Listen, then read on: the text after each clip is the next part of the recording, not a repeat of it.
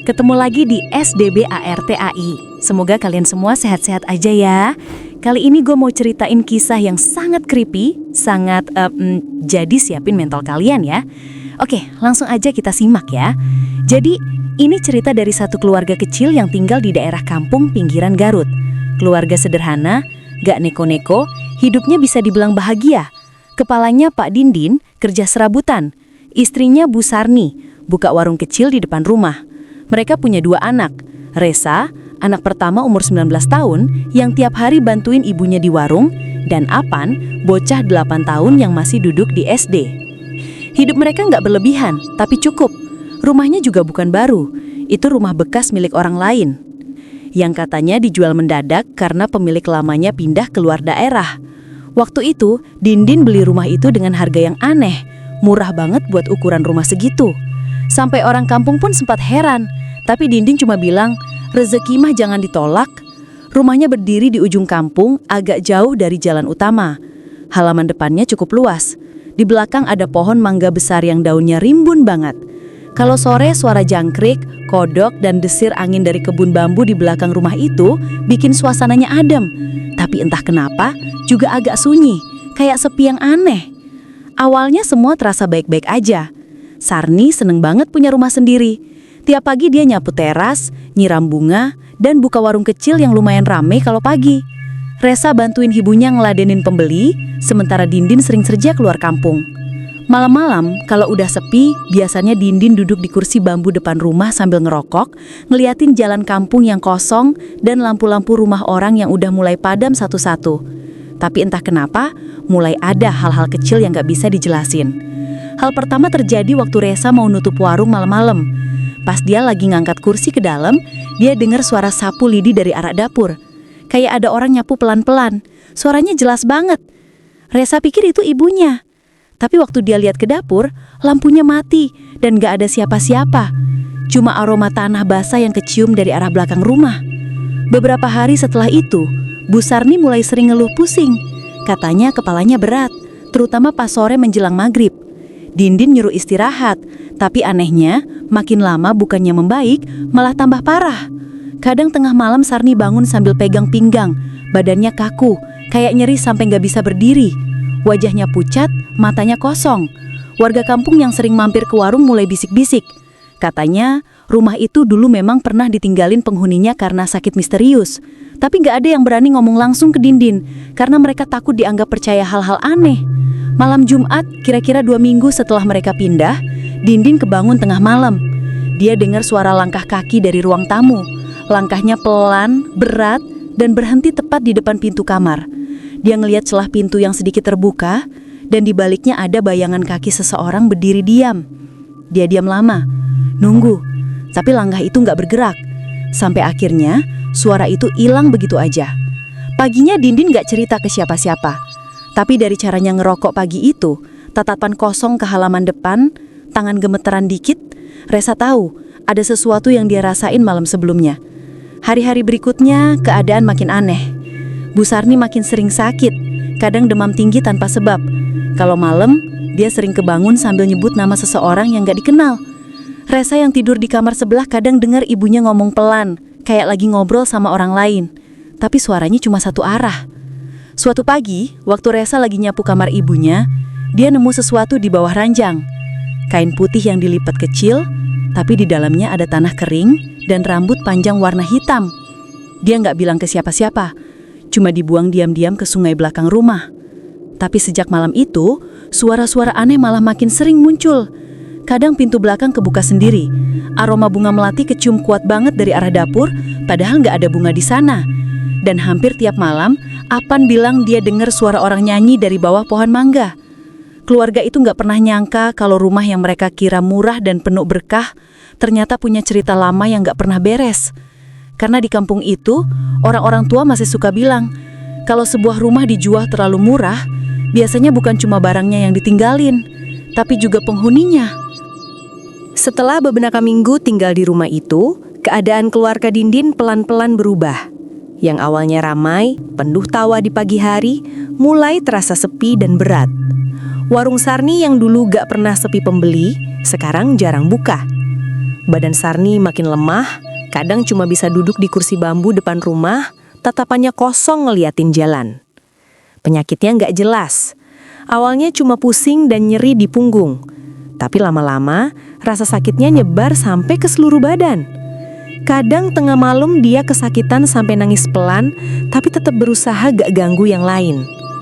Dindin cuma bisa ngelus punggung istrinya sambil nunggu pagi datang. Waktu dibawa ke puskesmas, hasilnya bilang cuma radang ringan di tulang belakang. Dikasih obat, tapi gak ada perubahan. Seminggu kemudian malah makin parah. Badan Sarni gak bisa dilurusin, kayak ketarik sesuatu dari dalam. Resa yang tiap hari ngerawat ibunya mulai kelihatan pucat, kurang tidur, karena tiap malam selalu kebangun dengar ibunya ngeluh kesakitan. Dindin sempat bawa ke rumah sakit di kota. Setelah diperiksa lebih dalam, dokter bilang Sarni kena penyakit radangan tulang belakang yang serius. Harus dioperasi. Biayanya besar, jauh di luar kemampuan Dindin yang cuma kerja serabutan. Dan di titik itu, Dindin mulai ngerasa terjepit antara pingin nyelamatin istrinya, tapi nggak tahu harus mulai dari mana. Sarni sempat coba berobat kampung, tapi semua orang bilang hal yang sama. Sakitnya aneh, nggak kayak penyakit biasa. Kalau siang badannya kadang normal, tapi menjelang maghrib suhu tubuhnya naik. Kadang tiba-tiba jatuh, matanya terbuka tapi pandangannya kosong. Sampai akhirnya, Resa mulai ngerasa rumah itu juga berubah. Udara di dalam rumah jadi pengap, kayak ada sesuatu yang bikin sesak. Makanan di warung sering basi, padahal baru dimasak pagi. Dan setiap kali dia bersihin dapur, aroma tanah basah itu selalu muncul. Makin lama makin tajam. Suatu pagi, waktu Resa nyapu teras, dia perhatiin sesuatu yang aneh di dinding rumah bagian depan. Ada noda hitam, bentuknya kayak bekas tangan. Dia coba bersihin, tapi setiap kali dihapus, besoknya muncul lagi di tempat yang sama. Dindin gak peduli, pikirnya itu jamur. Tapi Resa yakin ada yang gak beres. Hari berganti minggu dan keadaan Sarni makin drop. Dia gak bisa jalan lagi. Kalau malam badannya sering kejang dan entah kenapa waktu itu jamnya selalu sama, sekitar jam 2 dini hari. Kadang Resa yang tidur di ruang tengah bisa dengar suara dari kamar ibunya. Kayak ada orang lain yang lagi bernafas berat di dalam kamar itu. Padahal cuma ibunya sendiri di sana. Apan, si bungsu juga mulai berubah. Biasanya cerewet dan aktif, tapi sekarang lebih sering diam. Beberapa kali Resa ngelihat adiknya duduk di halaman belakang sambil ngobrol pelan. Waktu ditanya dia lagi ngomong sama siapa, Apan cuma jawab, "Bunda bilang, rumah ini gak suka kalau sepi." Tapi Sarni waktu itu udah 3 hari gak bisa ngomong karena demam tinggi. Malam itu Sarni makin parah. Badannya panas banget, tapi kulitnya dingin kayak es. Dindin panik. Dia sempat nyoba panggil tetangga buat bantu, tapi tengah malam begitu gak ada yang berani keluar rumah. Di luar angin kencing banget. Suara ranting-ranting pohon mangga kayak orang ngetuk jendela. Sarni akhirnya pingsan.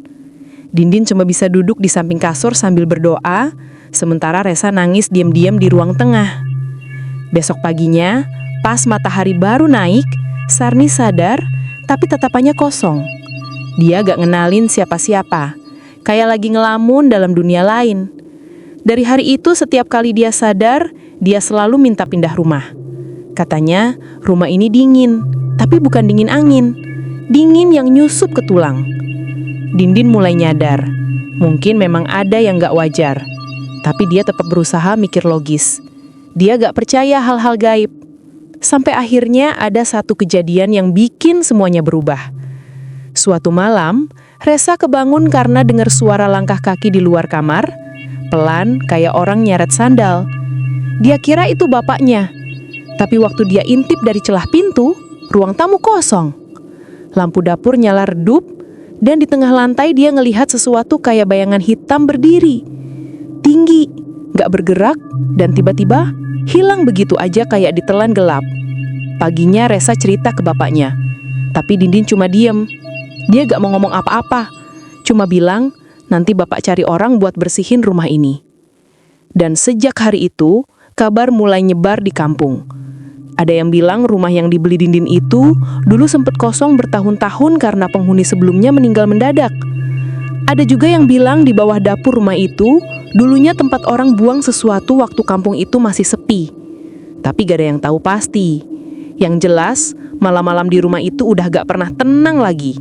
Dan penyakit Sarni makin hari makin aneh. Sarni udah nggak bisa jalan lagi. Warung yang dulu rame sekarang tutup total. Resa yang biasa bantu ibunya, sekarang lebih sering ngurusin rumah dan jagain adiknya. Sementara Dindin kerja seadanya buat beli obat dan kebutuhan harian. Tiap sore, suara-suara aneh mulai muncul lagi. Kadang dari dapur, kadang dari arah kamar mandi belakang. Suara sapu lidi yang diseret pelan, langkah kaki tanpa arah, sampai bunyi air netes di tengah malam. Tapi yang paling bikin gak tenang, tiap maghrib tiba, udara di dalam rumah berubah. Jadi dingin, berat, kayak ada sesuatu yang gak kelihatan tapi terus ngikutin. Sarni udah jarang sadar penuh. Kadang dia ngomong hal-hal aneh, kayak nyebutin nama yang gak dikenal siapapun di rumah itu. Beberapa kali, waktu Resa lagi nyuapin makan, ibunya tiba-tiba berhenti, ngeliat ke satu titik di tembok, dan senyum sendiri. Setelah itu, biasanya Sarni demam lagi. Sampai akhirnya, suatu sore, ada tetangga lama datang. Namanya Bu Ine. Rumahnya cuma 2 gang dari situ. Dia dulu sering beli jajanan di warung Sarni, tapi udah lama gak mampir karena sibuk ngurus sawah. Waktu dia lihat kondisi Sarni yang makin kurus dan pucat, dia langsung bilang pelan. Katanya, penyakit ini bukan penyakit biasa. Bu Ine nyaranin Dindin buat coba datang ke orang pintar di kampung sebelah. Namanya Mbah Juri. Awalnya Dindin gak mau. Dia masih mikir rasional, gak mau percaya hal-hal begituan. Tapi malam itu, waktu Sarni tiba-tiba kejang lagi pas jam 2 pagi, Dindin nyerah. Dia bilang ke Resa, besok pagi mereka bakal coba ke tempat yang disaranin Bu Ina. Pagi-pagi banget, Dindin jalan ke kampung sebelah buat nemuin Mbah Juri. Orangnya udah tua, tinggal di rumah kayu di pinggir sungai jauh dari rumah warga lain. Begitu Dindin cerita soal sakit istrinya, Mbah Juri cuma diam lama. Matanya ngelirik pelan, kayak lagi denger sesuatu yang gak kedengeran manusia biasa. Akhirnya, dia bilang kalau dia harus datang langsung ke rumah Dindin. Karena katanya, sumbernya bukan di badan, tapi di tempatnya. Sore harinya, Mbah Juri datang. Bawa tas kecil berisi dupa, air di botol kaca, dan kain putih panjang. Begitu dia masuk halaman rumah, langkahnya pelan banget, tapi matanya gak lepas dari pohon mangga di belakang rumah. Dia sempat berhenti lama di situ, ngeliat ke tanah di bawah pohon, lalu dia bilang, pelan, tapi cukup jelas buat Dindin denger.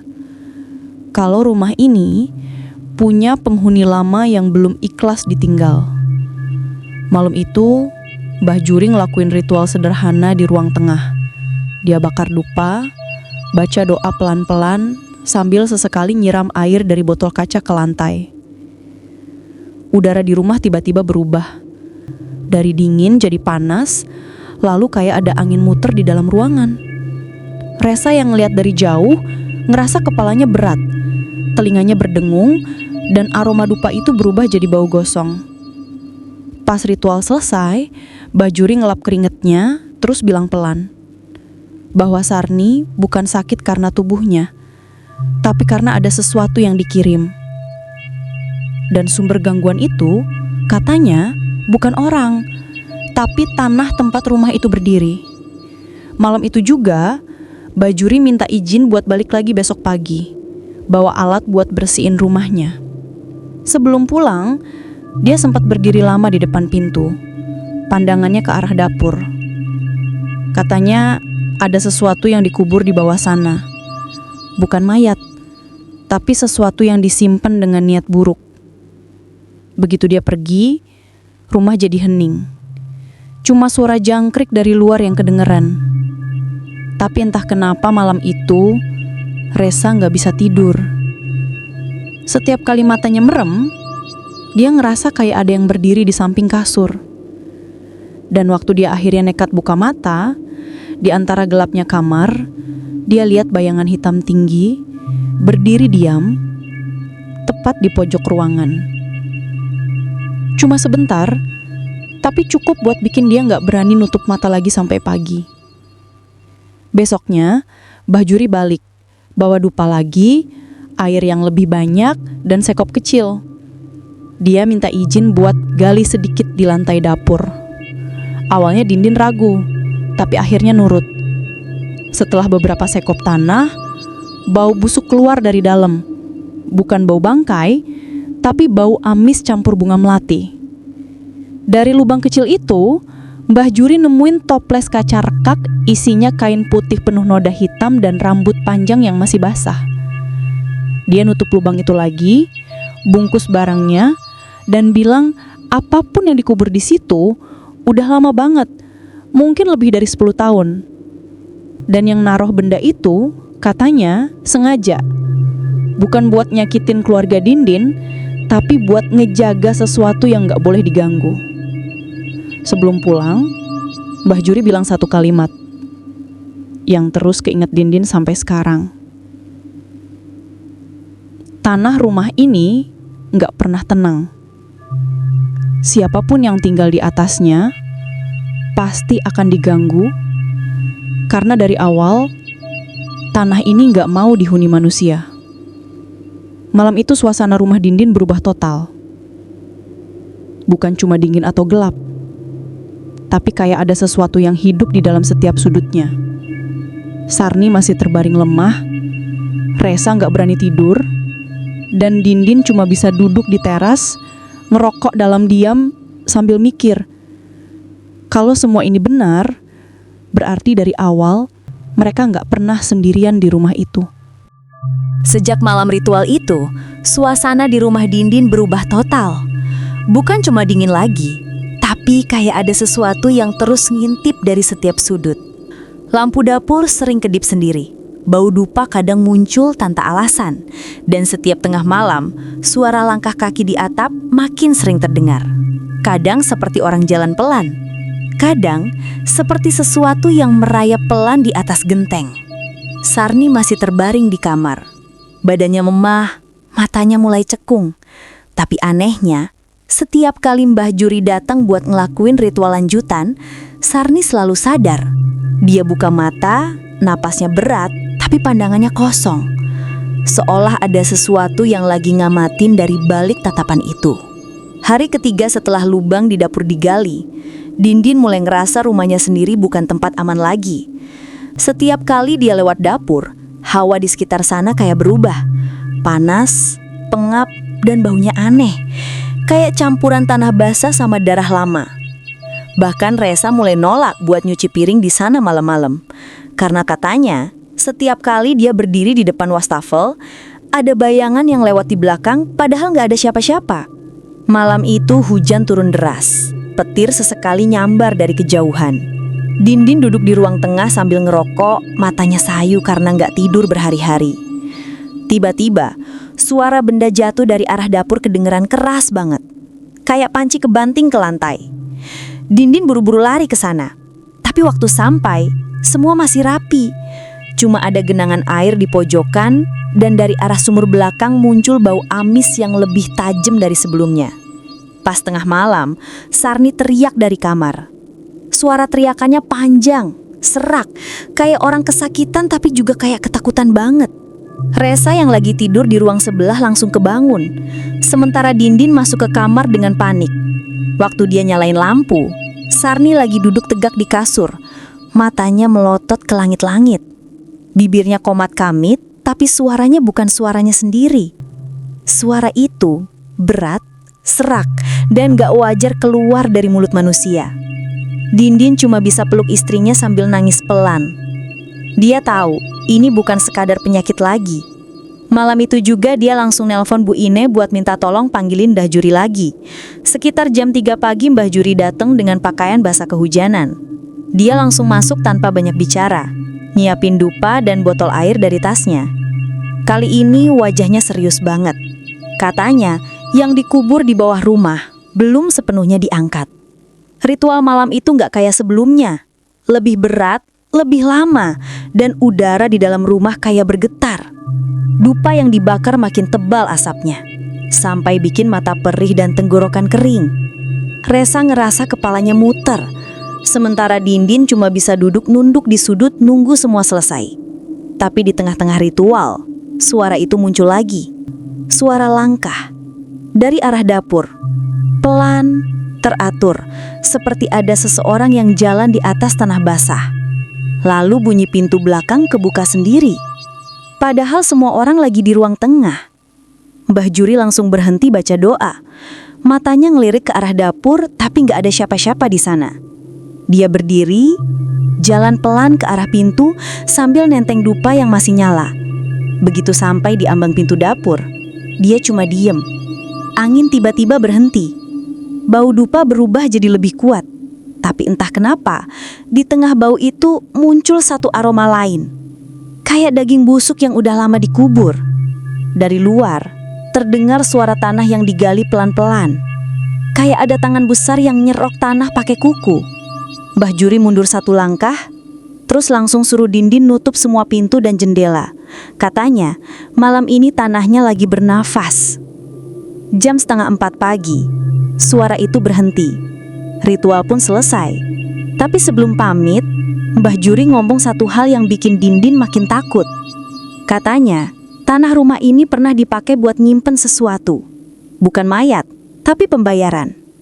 Dulu, pemilik lama rumah ini sempat bikin perjanjian buat jaga usahanya tetap lancar. Tapi syaratnya, setiap kali rumah ini diganti pemilik, roh yang jaga harus dibangunkan lagi. Dan sekarang, roh itu udah kebangun. Sejak saat itu, hidup Dindin dan keluarganya nggak pernah sama. Sarni makin lemah. Tapi anehnya, setiap kali ada ritual dilakukan, badannya justru panas, matanya merah, dan kadang dia ketawa sendiri tanpa alasan. Resa berhenti tidur di kamarnya sendiri, dan milih tidur di ruang tamu bareng adiknya. Sementara Dindin mulai ngerasa setiap malam ada napas orang lain di samping telinganya waktu dia mau tidur. Bukan dari istrinya, bukan dari anak-anaknya, tapi dari sesuatu yang duduk diem di ujung kasur. Dan yang paling parah, setiap pagi dia bangun, selalu ada tanah lembek di depan pintu dapur. Tanah basah yang baunya sama. Kayak malam pertama kali Mbah Juri datang. Akhirnya, Dindin mutusin buat pindah.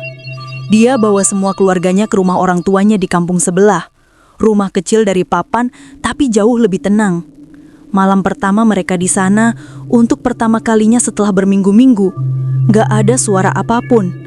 Gak ada langkah, gak ada bisikan, gak ada bau melati yang muncul tiba-tiba. Cuma keheningan dan suara jangkrik dari luar. Beberapa hari kemudian, kondisi Sarni mulai membaik. Demamnya turun, tidurnya nyenyak, dan wajahnya mulai ada warna lagi. Resa juga mulai bisa senyum, bantu ibunya masak, dan ngajarin adiknya belajar. Dindin pelan-pelan mulai tenang, walau di kepalanya masih terngiang jelas semua kejadian di rumah itu. Kadang, pas sore waktu dia duduk di teras rumah orang tuanya, pikirannya suka balik ke tempat lama, ke rumah yang sekarang mereka tinggalin begitu aja. Dia sempat beberapa kali niat balik buat ngambil barang-barang yang ketinggalan. Tapi entah kenapa, tiap kali sampai di depan gerbang rumah itu, langkahnya selalu berat. Ada hawa aneh yang bikin bulu kuduknya berdiri, kayak ada yang ngintip dari jendela dapur. Beberapa bulan berlalu, rumah itu akhirnya dibiarkan kosong. Rumput liar mulai tumbuh tinggi, cat temboknya mulai pudar, dan tiap malam, warga sekitar bilang dari arah rumah itu suka terdengar suara orang ngobrol pelan. Tapi nggak pernah jelas dari mana asalnya. Kadang juga tercium bau dupa, padahal nggak ada siapa-siapa di sana. Sarni nggak pernah mau dengar cerita tentang rumah itu lagi. Setiap kali Dindin atau Resa nyeletuk soal masa lalu, dia cuma diam, lalu pelan-pelan masuk kamar dan nutup pintu. Seolah semua hal buruk itu udah cukup dia tanggung, dan dia cuma pengen hidup tenang sekarang. Sementara itu, Mbah Juri sempat datang ke rumah orang tua Dindin, sekadar ngasih kabar. Dia bilang rumah lama itu nggak perlu dibongkar atau dijual. Cukup biarkan kosong, biar penghuninya tenang lagi. Karena kalau dipaksa katanya, gangguannya nggak akan hilang, cuma pindah. Dindin cuma angguk waktu denger itu. Dalam hatinya dia tahu, beberapa hal emang gak bisa dijelasin, apalagi dilawan.